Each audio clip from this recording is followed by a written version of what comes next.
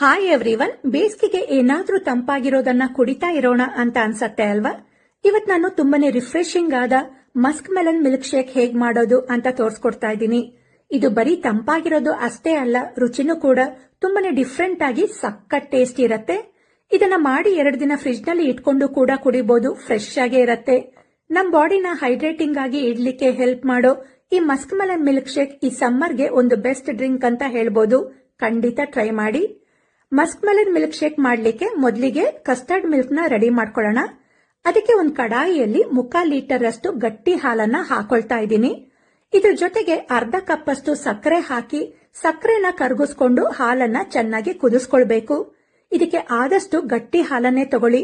ನಾನಿಲ್ಲಿ ಆರೆಂಜ್ ಪ್ಯಾಕ್ದು ಗಟ್ಟಿ ಹಾಲನ್ನ ತಗೊಂಡಿದ್ದೀನಿ. ಈಗ ನೋಡಿ, ಹಾಲು ಚೆನ್ನಾಗಿ ಕುದಿಲಿಕ್ಕೆ ಸ್ಟಾರ್ಟ್ ಆಗಿದೆ. ಹೀಗೆ ಒಂದು 5 ನಿಮಿಷ ಹಾಲನ್ನ ಚೆನ್ನಾಗಿ ಕುದಿಸ್ಕೊಳ್ಬೇಕು.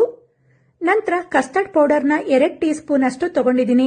ಇದಕ್ಕೆ ಸ್ವಲ್ಪ ನೀರನ್ನ ಹಾಕಿ ಗಂಟಿಲ್ದಾಗೆ ಚೆನ್ನಾಗಿ ಮಿಕ್ಸ್ ಮಾಡ್ಕೊಳ್ಬೇಕು. ಈ ರೀತಿ ನೀಟಾಗಿ ಮಿಕ್ಸ್ ಮಾಡ್ಕೊಂಡ ನಂತರ ಇದನ್ನ ಕುದೀತಾ ಇರೋ ಹಾಲಿಗೆ ಹಾಕಿ ಚೆನ್ನಾಗಿ ಮಿಕ್ಸ್ ಮಾಡ್ಕೊಂಡು ಕಂಟಿನ್ಯೂಸ್ ಆಗಿ ತಿರುಗಿಸ್ತಾ ಒಂದು 5 ನಿಮಿಷ ಚೆನ್ನಾಗಿ ಕುದಿಸ್ಕೊಳ್ಳಿ. ಫ್ರೂಟ್ ಸಲಾಡ್ಗೆ ಆದ್ರೆ ಕಸ್ಟರ್ಡ್ ಸ್ವಲ್ಪ ಗಟ್ಟಿ ಇರಬೇಕಾಗತ್ತೆ, ಆದ್ರೆ ಇದು ಡ್ರಿಂಕ್ ಆದ್ರಿಂದ ಈ ಕಸ್ಟರ್ಡ್ ಮಿಲ್ಕ್ ಸ್ವಲ್ಪ ತೆಳುವಾಗಿ ಇರಬೇಕು, ಕುಡಿಯೋ ಕನ್ಸಿಸ್ಟೆನ್ಸಿ ಇರ್ಲಿ. ಆದ್ರಿಂದ ಇದಕ್ಕೆ 2 ಟೀ ಸ್ಪೂನ್ ಅಷ್ಟು ಕಸ್ಟರ್ಡ್ ಪೌಡರ್ ಸಾಕಾಗತ್ತೆ. ಹಾಗೆ ಈ ಮಸ್ಕ್ ಮೆಲನ್ ಮಿಲ್ಕ್ ಶೇಕ್ಗೆ ಮೇನ್ ಬೇಸ್ ಮತ್ತೆ ಟೇಸ್ಟ್ ಕೊಡೋದು ನಾನೀಗ ರೆಡಿ ಮಾಡ್ಕೊಳ್ತಾ ಇರೋ ಕಸ್ಟರ್ಡ್ ಮಿಲ್ಕ್ ಇಂದ. ಇದನ್ನ ಚೆನ್ನಾಗಿ ಕುದಿಸ್ಕೊಂಡ ನಂತರ ಇದಕ್ಕೆ ಫ್ಲೇವರ್ಗೆ ಅರ್ಧ ಟೀ ಸ್ಪೂನ್ ಅಷ್ಟು ಏಲಕ್ಕಿ ಪುಡಿ ಹಾಕಿ 1 ನಿಮಿಷ ಕುದಿಸ್ಕೊಳ್ಳಿ. ಇದು ಬಿಸಿ ಇದ್ದಾಗ ಸ್ವಲ್ಪ ತೆಳು ಅಂತ ಅನ್ಸತ್ತೆ, ಆದ್ರೆ ಆರಿದ್ಮೇಲೆ ಸ್ವಲ್ಪ ಮಂದ ಆಗತ್ತೆ. ಇದನ್ನ ಚೆನ್ನಾಗಿ ಕುದಿಸ್ಕೊಂಡಿದ್ದಾಗಿದೆ. ಇದನ್ನ ಒಂದು ಮಿಕ್ಸಿಂಗ್ ಬೌಲ್ಗೆ ಹಾಕಿ ಈ ಕಸ್ಟರ್ಡ್ ಮಿಲ್ಕ್ ನ ಪೂರ್ತಿ ಆರ್ಲಿಕ್ಕೆ ಬಿಡೋಣ. ಇದಕ್ಕೆ ಮಸ್ಕ್ ಮೆಲನ್ ಗ್ರೈಂಡ್ ಮಾಡಿ ಹಾಕೋದ್ರಿಂದ ಈ ಹಾಲನ್ನ ಪೂರ್ತಿ ಆರಿಸ್ಕೊಂಡಿರ್ಬೇಕು. ಇದು ಆರೋ ಅಷ್ಟರಲ್ಲಿ ಇನ್ನೊಂದ್ ಕಡೆ ನಾನು ಪಾತ್ರೆಯಲ್ಲಿ ನೀರನ್ನ ಕುದಿಲಿಕ್ಕೆ ಇಟ್ಟಿದ್ದೆ. ಅದಕ್ಕೆ 1/4 ಕಪ್ ಅಷ್ಟು ತೊಳೆದಿರೋ ನೈಲಾನ್ ಸಬ್ಬಕ್ಕಿನ ಹಾಕೊಳ್ತಾ ಇದ್ದೀನಿ. ಇದು ಡ್ರಿಂಕ್ ಆದ್ರಿಂದ ಇದಕ್ಕೆ ನೈಲಾನ್ ಸಬ್ಬಕ್ಕಿನೇ ತಗೊಳ್ಳಿ. ದಪ್ಪ ಸಬ್ಬಕ್ಕಿ ಆದ್ರೆ ಇದು ಆರಿದ್ಮೇಲೆ ದಪ್ಪ ಆಗ್ಬಿಡತ್ತೆ, ಕುಡಿಲಿಕ್ಕೆ ಚೆನ್ನಾಗಾಗಲ್ಲ. ನೀರನ್ನ ನಾವು ಮುಂಚೆನೆ ಕುದಿಸ್ಕೊಂಡಿರೋದ್ರಿಂದ ಈ ಸಬ್ಬಕ್ಕಿ ಬೇಯಲಿಕ್ಕೆ ಜಾಸ್ತಿ ಟೈಮ್ ತಗೊಳ್ಳಲ್ಲ, ಒಂದು 5 ನಿಮಿಷದಲ್ಲಿ ಬೆಂದೋಗತ್ತೆ. ಈಗ ನೋಡಿ, ಸಬ್ಬಕ್ಕಿ ಫುಲ್ ಸಾಫ್ಟ್ ಆಗಿದೆ. ಇದನ್ನ ಒಂದು ಸ್ಟ್ರೈನರ್ಗೆ ಹಾಕಿ ನೀರನ್ನೆಲ್ಲ ಬಸ್ದು ಇಟ್ಕೊಳ್ಬೇಕು. ನೀರನ್ನ ಬಸ್ದ ತಕ್ಷಣನೇ ಇದ್ರ ಮೇಲ್ಗಡೆ ತಣ್ಣೀರನ್ನ ಹಾಕೊಳ್ಳಿ. ಅವಾಗ ಶಾಖ ಕಡಿಮೆ ಆಗಿ ಈ ಸಬ್ಬಕ್ಕಿ ಒಂದಕ್ಕೊಂದು ಅಂಟ್ಕೊಳ್ಳಲ್ಲ, ಈ ರೀತಿ ಉದ್ರುದ್ರಾಗೆ ಇರತ್ತೆ. ಹಾಗೆ ಒಂದು ಬೌಲ್ ನಲ್ಲಿ 1 ಟೇಬಲ್ ಸ್ಪೂನ್ ಅಷ್ಟು ಸಬ್ಜಾ ಸೀಡ್ಸ್ ನ ತಗೊಂಡಿದ್ದೀನಿ. ಇದಕ್ಕೆ ನೀರನ್ನ ಹಾಕಿ ಒಂದು 10 ನಿಮಿಷ ನೆನೆಯಲಿಕ್ಕೆ ಬಿಡಬೇಕು. ಈಗ ನೋಡೋದಕ್ಕೆ ಇದು ಇಷ್ಟೇ ಅಂತ ಅನ್ಸತ್ತೆ, ಆದ್ರೆ ನೆಂದ ಮೇಲೆ ಈ ಬೌಲ್ ಫುಲ್ ಅರಳ್ಕೊಂಡಿರತ್ತೆ. ಇದನ್ನ ನೆನೆಯಲಿಕ್ಕೆ ಬಿಟ್ಟು ಕರ್ಬೂಜ ಹಣ್ಣನ್ನ ಗ್ರೈಂಡ್ ಮಾಡ್ಕೊಳ್ಳೋಣ. 1 ಕರ್ಬೂಜ ಹಣ್ಣಲ್ಲಿ 3/4 ಭಾಗ ಹಣ್ಣನ್ನ ಗ್ರೈಂಡ್ ಮಾಡ್ಕೊಳ್ತೀನಿ. ಇನ್ನ 1/4 ಭಾಗ ಹಣ್ಣನ್ನ ಹೆಚ್ಕೊಂಡು ಕಸ್ಟರ್ಡ್ ಮಿಲ್ಕ್ಗೆ ಸೇರಿಸ್ಕೊಳ್ತೀನಿ. ಈ ಹಣ್ಣಿನ ಜೊತೆಗೆ 1/4 ಕಪ್ ಅಷ್ಟು ಸಕ್ಕರೆನ ಸೇರಿಸಿ ಗ್ರೈಂಡ್ ಮಾಡಿ ಇಟ್ಕೊಳ್ಬೇಕು. ಈ ಕಡೆ ಕಸ್ಟರ್ಡ್ ಮಿಲ್ಕ್ ನ ಆರ್ಲಿಕ್ಕೆ ಇಟ್ಟಿದ್ವಲ್ಲ, ಅದು ಕೂಡ ಫುಲ್ ತಣ್ಣಗಾಗಿದೆ. ಇದು ಬಿಸಿ ಇದ್ದಾಗ ಎಷ್ಟು ತೆಳು ಇತ್ತು, ಈಗ ನೋಡಿ ಇದು ಸ್ವಲ್ಪ ಗಟ್ಟಿಯಾಗಿದೆ. ಇದಕ್ಕೀಗ ಸಬ್ಜಾ ಸೀಡ್ಸ್ ನ ನೀರಿನಲ್ಲಿ ನೆನೆಯಲಿಕ್ಕೆ ಇಟ್ಟಿದ್ವಲ್ಲ, ಅದು ಚೆನ್ನಾಗಿ ಅರಳಿದೆ, ಅದನ್ನ ಹಾಕೊಳ್ತಾ ಇದ್ದೀನಿ. ಹಾಗೆ ಬೇಯಿಸ್ಕೊಂಡ ಸಾಬೂದಾನನ ಹಾಕೊಳ್ತಾ ಇದ್ದೀನಿ. ನಂತರ ಕರ್ಬೂಜ ಹಣ್ಣಿನ ಜ್ಯೂಸ್ ಮತ್ತೆ ಚಿಕ್ಕದಾಗಿ ಹೆಚ್ಕೊಂಡ ಕರ್ಬೂಜ ಹಣ್ಣನ್ನ ಹಾಕೊಂಡು ಇದ್ರ ಜೊತೆಗೇನೆ ಬೇಕು ಅಂದ್ರೆ ನಿಮ್ಗೆ ಬೇಕಾದ ಡ್ರೈ ಫ್ರೂಟ್ಸ್ ನ ಸೇರಿಸ್ಕೊಳ್ಬಹುದು. ಡ್ರೈ ಫ್ರೂಟ್ಸ್ ಮಧ್ಯೆ ಮಧ್ಯೆ ಸಿಕ್ಕಾಗ ಟೇಸ್ಟ್ ತುಂಬಾನೇ ಚೆನ್ನಾಗಿರತ್ತೆ. ನೋಡಿದ್ರೇನೆ ಎಷ್ಟು ಟೆಂಪ್ಟಿಂಗ್ ಆಗಿ ಕಾಣಿಸ್ತಾ ಇದೆ ಅಲ್ವಾ?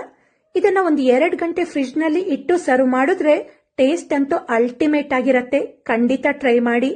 ಈಗ Musk melon milkshake ready ಆಗಿದೆ. ಈಗ ಇನ್ನೊಂದು ರೀತಿಯಾದ ಮಿಲ್ಕ್ ಶೇಕ್ ಹೇಗ್ ಮಾಡೋದು ಅಂತ ನೋಡೋಣ.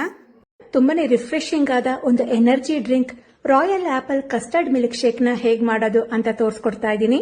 ಇದರ ಹೆಸರೇ ಹೇಳೋ ಹಾಗೆ ಇದಕ್ಕೆ ಡ್ರೈ ಫ್ರೂಟ್ಸ್ ನ ಗ್ರೈಂಡ್ ಮಾಡಿ ಹಾಕೋದ್ರಿಂದ ಇದಕ್ಕೆ ರಾಯಲ್ ಟೇಸ್ಟ್ ಕೊಡತ್ತೆ. ಟೇಸ್ಟ್ ಅಂತೂ ಅಲ್ಟಿಮೇಟ್ ಅಂತ ಹೇಳ್ಬೋದು. ಸೇಮ್ ಕುಲ್ಫಿ ಟೇಸ್ಟ್ ಇರತ್ತಲ್ಲ, ಹಾಗೆ ಇರತ್ತೆ. ಇದನ್ನ ಸಮ್ಮರ್ಗೆ ಮಾಡ್ಕೋಬೇಕು ಅಂತ ಏನಿಲ್ಲ, ಏನಾದ್ರೂ ತಣ್ಣಗೆ ಕುಡಿಬೇಕು ಅಂತ ಅನಿಸ್ದಾಗ ಯಾವುದೇ ಸೀಸನ್ ಆಗ್ಲಿ ಯಾವುದೇ ಒಕೇಶನ್ ಆಗ್ಲಿ ಕ್ವಿಕ್ ಆಗಿ ಮಾಡ್ಕೋಬಹುದು. ಅಷ್ಟು ಸಿಂಪಲ್ ಆಗಿದೆ ಈ ರೆಸಿಪಿ. ಹಾಗಿದ್ರೆ ಬನ್ನಿ royal apple custard milkshake ನ ಹೇಗ್ ಮಾಡೋದು ಅಂತ ನೋಡೋಣ. ಮೊದಲಿಗೆ ನಾವು ಕಸ್ಟರ್ಡ್ ಮಿಲ್ಕ್ ನ ರೆಡಿ ಮಾಡ್ಕೊಳ್ಳೋಣ. ಅದಕ್ಕೆ ನಾನು ಒಂದು ಕಡಾಯಿಯಲ್ಲಿ 3/4 ಲೀಟರ್ ಅಷ್ಟು ಆರೆಂಜ್ ಪ್ಯಾಕೆಟ್ದು ಹಸಿ ಹಾಲನ್ನ ಹಾಕಿದ್ದೀನಿ. ಈ ಹಾಲಿನ ಜೊತೆಗೇನೆ ಅರ್ಧ ಕಪ್ ಅಷ್ಟು ಸಕ್ಕರೆನ ಹಾಕಿ ಹಾಲನ್ನ ಚೆನ್ನಾಗಿ ಕುದಿಸ್ಕೊಳ್ಬೇಕು. ಇದಕ್ಕೆ ನಾನು ಆರೆಂಜ್ ಪ್ಯಾಕೆಟ್ದು ಗಟ್ಟಿ ಹಾಲನ್ನ ತಗೊಂಡಿರೋದ್ರಿಂದ ತುಂಬಾ ಕುದಿಸ್ಕೊಳ್ಳೋದೇನೂ ಬೇಡ. ಸಕ್ಕರೆ ಎಲ್ಲ ಕರಗಿ ಹಾಲು ಒಂದ್ ಕುದಿ ಬಂತು ಅಂದ್ರೆ ಸಾಕು. ಒಂದ್ ಸಮಯ ನೀವು ಬ್ಲೂ ಪ್ಯಾಕೆಟ್ದು ತೆಳು ಹಾಲನ್ನ ತಗೊಂಡಿದ್ರೆ ಒಂದು 10 ನಿಮಿಷ ಹಾಲನ್ನ ಚೆನ್ನಾಗಿ ಕುದಿಸ್ಕೊಳ್ಬೇಕಾಗತ್ತೆ. ಈಗ ನೋಡಿ, ಹಾಲು ಚೆನ್ನಾಗಿ ಕುದಿಲಿಕ್ಕೆ ಸ್ಟಾರ್ಟ್ ಆಗಿದೆ. ಇದಕ್ಕೆ ಈಗ ಕಸ್ಟರ್ಡ್ ಪೌಡರ್ನ ಸೇರಿಸ್ಕೊಳ್ಳೋಣ. 1/4 ಲೀಟರ್ ಹಾಲಿಗೆ 2 ಟೀ ಸ್ಪೂನ್ ಅಷ್ಟು ಕಸ್ಟರ್ಡ್ ಪೌಡರ್ ತಗೊಂಡಿದ್ದೀನಿ. ಅದಕ್ಕೆ ಸ್ವಲ್ಪ ಹಾಲನ್ನ ಹಾಕಿ ನೀಟಾಗಿ ಮಿಕ್ಸ್ ಮಾಡ್ಕೊಳ್ಬೇಕು. ನಂತರ ಇದನ್ನ ಕುದೀತಾ ಇರೋ ಹಾಲಿಗೆ ಹಾಕಿ ಕಂಟಿನ್ಯೂಸ್ ಆಗಿ ತಿರುಗಿಸ್ಕೊಳ್ತಾ ಒಂದು 5 ನಿಮಿಷ ಚೆನ್ನಾಗಿ ಕುದಿಸ್ಕೊಳ್ಳಿ. ಫ್ರೂಟ್ ಕಸ್ಟರ್ಡ್ ಆದ್ರೆ ನಾವು ಕಸ್ಟರ್ಡ್ ಪೌಡರ್ನ ಸ್ವಲ್ಪ ಜಾಸ್ತಿ ಹಾಕಿ ಕಸ್ಟರ್ಡ್ ಮಿಲ್ಕ್ ನ ಸ್ವಲ್ಪ ಗಟ್ಟಿ ಮಾಡ್ಕೊಳ್ತೀವಿ. ಆದ್ರೆ ಇದು ಡ್ರಿಂಕ್ ಆದ್ರಿಂದ 1/4 ಲೀಟರ್ ಹಾಲಿಗೆ 2 ಟೀ ಸ್ಪೂನ್ ಕಸ್ಟರ್ಡ್ ಪೌಡರ್ ಸಾಕಾಗತ್ತೆ. ಇದು ಕುಡಿಯೋ ಕನ್ಸಿಸ್ಟೆನ್ಸಿಯಲ್ಲಿ ಇರಬೇಕು. ನೋಡಿ, ಈ ಕಸ್ಟರ್ಡ್ ಮಿಲ್ಕ್ ಈಗ ಚೆನ್ನಾಗಿ ಕುದ್ದಿದೆ. ಇವಾಗ ಫ್ಲೇಮ್ ಆಫ್ ಮಾಡಿ ಇದನ್ನ ಒಂದು ಮಿಕ್ಸಿಂಗ್ ಬೌಲ್ಗೆ ಟ್ರಾನ್ಸ್ಫರ್ ಮಾಡ್ಕೊಳ್ಳೋಣ. ಈ ಕಸ್ಟರ್ಡ್ ಮಿಲ್ಕ್ ಕಂಪ್ಲೀಟ್ ಆಗಿ ತಣ್ಣಗಾಗಬೇಕು. ಇದು ತಣ್ಣಗಾಗೋ ಅಷ್ಟರಲ್ಲಿ ಬೇರೆ ಪ್ರಿಪರೇಷನ್ ಮಾಡ್ಕೋಬಹುದು. ಇದು ಆರೋ ಅಷ್ಟರಲ್ಲಿ ಒಂದು ಬೌಲ್ನಲ್ಲಿ 1 ಟೇಬಲ್ ಸ್ಪೂನ್ ಅಷ್ಟು ಸಬ್ಜಾ ಸೀಡ್ಸ್ಗೆ ನೀರನ್ನ ಹಾಕಿ ಒಂದು 10 ನಿಮಿಷ ನೆನೆಯಲಿಕ್ಕೆ ಬಿಡಬೇಕು. ಒಂದು 10 ನಿಮಿಷದಲ್ಲಿ ಸಬ್ಜಾ ಸೀಡ್ಸ್ ಚೆನ್ನಾಗಿ ಅಳ್ಕೊಂಡಿರತ್ತೆ. ಇದು ನೆನೆಯೋ ಅಷ್ಟರಲ್ಲಿ ಡ್ರೈ ಫ್ರೂಟ್ಸ್ ನ ಗ್ರೈಂಡ್ ಮಾಡ್ಕೊಳ್ಳೋಣ. ನಾನಿಲ್ಲಿ 10 ಬಾದಾಮಿನ ನೆನೆಸಿ ಸಿಪ್ಪೆ ತೆಗೆದು ಹಾಕೊಂಡಿದ್ದೀನಿ. ಹಾಗೆ ಒಂದು 10 ಗೋಡಂಬಿ ನೆನೆಸಿರೋದನ್ನ ಹಾಕಿ ಒಂದು 5 ಬೀಜ ತೆಗೆದಿರೋ ಖರ್ಜೂರ, ಹಾಗೆ ಫ್ಲೇವರ್ಗೆ 3 ಏಲಕ್ಕಿ, ನಂತರ ಕಲರ್ಗೆ ಅಂತ ಕೇಸರಿ ದಳ ಹಾಕಿದ್ದೀನಿ. ಇದ್ರೆ ಹಾಕೊಳ್ಳಿ, ಇಲ್ಲ ಅಂದ್ರೆ ಸ್ಕಿಪ್ ಮಾಡಬಹುದು. ಇದಕ್ಕೆ ಹಾಲನ್ನ ಹಾಕಿ ಫುಲ್ ನೈಸ್ ಆಗಿ ಗ್ರೈಂಡ್ ಮಾಡ್ಕೋಬೇಕು. ಈ ಮಿಲ್ಕ್ ಶೇಕ್ಗೆ ಕುಲ್ಫಿ ಟೇಸ್ಟ್ ಬರೋದು ನಾವು ಗ್ರೈಂಡ್ ಮಾಡ್ಕೊಂಡಿರೋ ಡ್ರೈ ಫ್ರೂಟ್ಸ್ ಇಂದ. ಹಾಗೆ ಇದಕ್ಕೆ ಕೇಸರಿ ದಳಗಳನ್ನ ಹಾಕಿರೋದಕ್ಕೆ ಒಳ್ಳೆ ಕಲರ್ ಕೂಡ ಬಂದಿದೆ. ಈಗ ಕಸ್ಟರ್ಡ್ ಮಿಲ್ಕ್ ನ ಆರ್ಲಿಕ್ಕೆ ಇಟ್ಟಿದ್ವಲ್ಲ, ಅದು ಕೂಡ ಪೂರ್ತಿ ತಣ್ಣಗಾಗಿದೆ.